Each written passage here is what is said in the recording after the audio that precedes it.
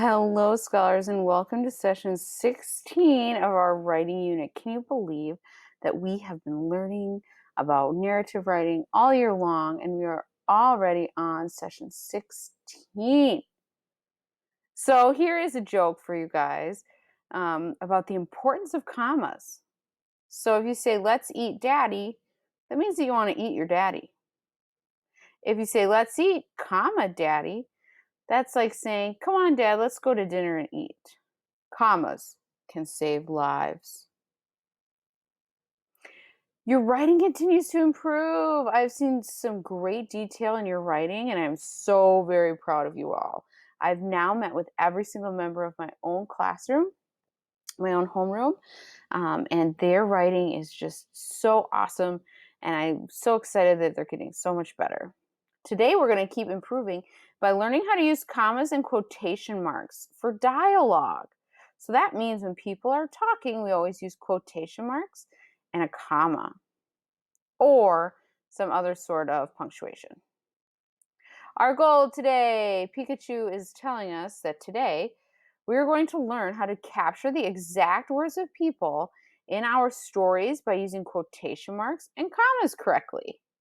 So I know that you've all already added dialogue or tried dialogue at least in your leads. So now it's time to punctuate that dialogue correctly.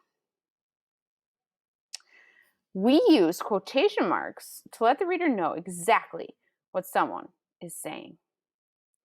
Commas are used in sentences with quotation marks to help the reader understand where the speaker starts and stops, creating a smooth flow during times of dialogue. So we all know that when we're reading, a comma kind of marks a pause, right? So if someone's talking, we're going to do quote when they start talking, comma when they finish talking, and then more quotes when they're finished talking. For example, let's go, yelled Mom as she grabbed her keys and headed out the door. So, scholars, this is one of those times where we actually did not use a quotation mark. We have an exclamation mark here. So, if you have an exclamation mark, then you don't need a comma. If Mom wasn't yelling and she just said, let's go, we would put a comma right here and then the quotes up here. Okay. So, let's go, yelled Mom as she grabbed her keys and headed out the door. Notice in the above sentence where the quotation marks are that there is no comma at the end of the quotation marks. And that is because we have this exclamation mark.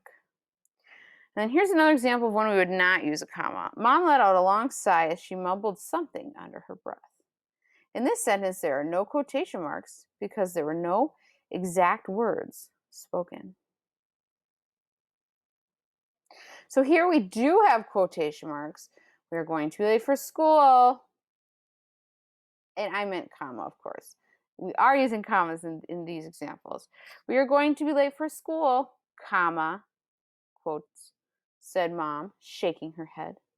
Notice in this sentence there is a comma at the end of the second quotation mark. Okay, but actually it comes right before the second quotation mark.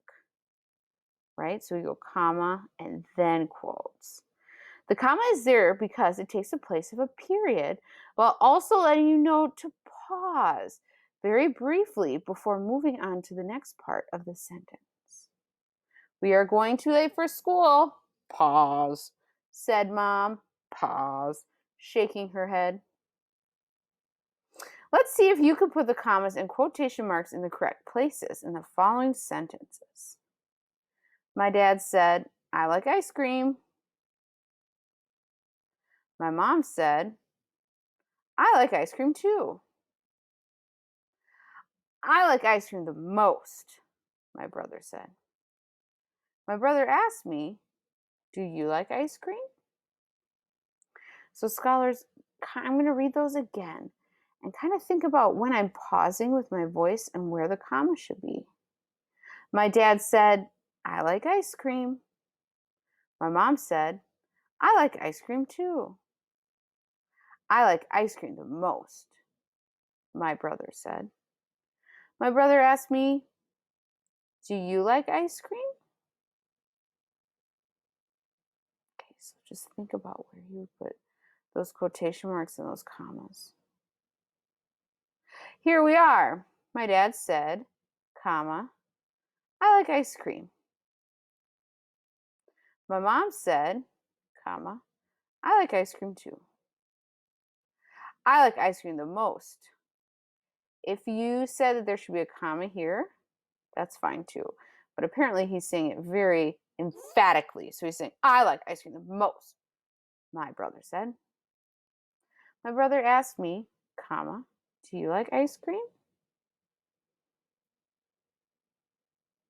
Today, as you are working on your stories, you are going to look at these examples of how to use quotes and commas to correctly edit your papers.